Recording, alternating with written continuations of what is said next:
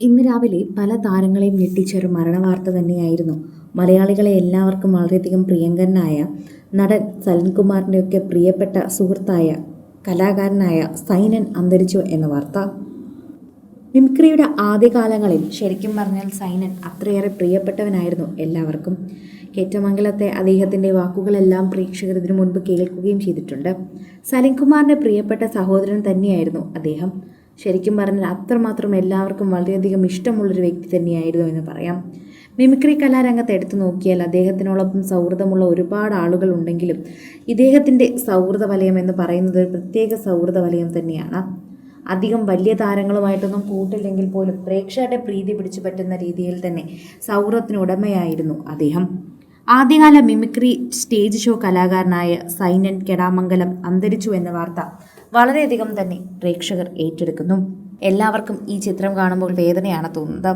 അദ്ദേഹത്തിൻ്റെ പല സ്റ്റേജ് ഷോകൾ കണ്ടത് പ്രേക്ഷകർ ഓർത്തെടുക്കുന്നുണ്ടെന്ന് പറയാം. ഇന്നലെ വൈകിട്ട് 6:30 പെട്ടെന്നുണ്ടായ അസുഖം കാരണം എറണാകുളം ലിസി ആശുപത്രിയിലായിരുന്നു അന്ത്യം. 1990-കൾ മുതൽ മിമിക്രി കോമഡി രംഗങ്ങളിൽ തിളങ്ങിയിരുന്നൊരു താരം തന്നെയാണ് സൈനൻ. നടൻ സലൻകുമാർ അടക്കം പല താരങ്ങളെയും മിമിക്രിയിലും സിനിമയിലും സുപരിചിതമായ അദ്ദേഹം ഒരു ചാൻസ് പോലും ചോദിച്ച് ബുദ്ധിമുട്ടിക്കുകയോ മറ്റുള്ളവരെ എങ്ങനെ ബുദ്ധിമുട്ടി ജീവിക്കണമെന്ന് ചിന്തിക്കുകയോ ഒക്കെ തന്നെ നിൽക്കുന്ന ഒരു മനുഷ്യനാണ്. ശരിക്കും പറഞ്ഞാൽ ഇതുവരെയും അദ്ദേഹത്തിനെ കൊണ്ടൊരാൾക്കും ബുദ്ധിമുട്ടുണ്ടായിട്ടില്ല. ആരെങ്കിലുമൊക്കെ നിങ്ങൾ ഞങ്ങളെയും സിനിമയിൽ കയറ്റി എന്നൊക്കെ പറഞ്ഞ് പലപ്പോഴായി ബുദ്ധിമുട്ടിച്ച കാര്യങ്ങൾ പലരും പറഞ്ഞിട്ടുണ്ട്. എന്നാൽ ഇദ്ദേഹത്തിനെ പോലെ അധികം ബുദ്ധിമുട്ടിക്കാതെ കാര്യങ്ങൾ മനസ്സിലാക്കി ജീവിക്കുന്ന കുറച്ചു പേർ മാത്രമേ ഉള്ളൂ എന്നുകൂടി നമുക്ക് പറയാൻ സാധിക്കും. എറണാകുളം ജില്ലയിലെ വടക്കൻ പറവൂർ കെടാമംഗലം സ്വദേശിയാണ് അദ്ദേഹം.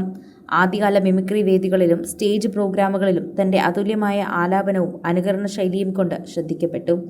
നിമിഷനേരം കൊണ്ട് ഭരത് ഗോപി, കുതിരവട്ടം പപ്പു, ഇന്നസെന്റ്, ഇന്ദ്രൻസ് തുടങ്ങിയവരുടെ രൂപവും ഭാവവും ശബ്ദവും അനുകരിക്കാൻ സമർത്ഥനായിരുന്നു സൈനൻ. അബ്ദുൽ കലാമിനെയും സായിബാബയും ആദ്യമായി വേദിയിൽ അവതരിപ്പിച്ചതും സൈനൻ തന്നെയാണ്. കേരളോത്സവ വേദിയിൽ സജീവമായിരുന്ന കാലത്ത് നടൻ സലൻകുമാർ, കൈതാരം പ്രദീപ് എന്നിവരുമായി ബന്ധം സ്ഥാപിച്ചിരുന്നു.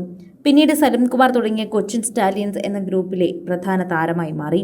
മിമിക്രി എന്ന കലാരൂപത്തിന് നൽകിയ സമഗ്ര സംഭാവനയ്ക്ക് 2025 കേരള സംഗീത നാടക അക്കാദമി അവാർഡ് ലഭിച്ചിരുന്നു. അദ്ദേഹം ഇത്രയും നാളായി അസുഖബാധിതൻ തന്നെയായിരുന്നു. പലപ്പോഴും ദിലീപ് അടക്കമുള്ള പല താരങ്ങളും ഇദ്ദേഹത്തെ അന്വേഷിച്ചിരുന്നുവെന്നും പറയുന്നുണ്ട്.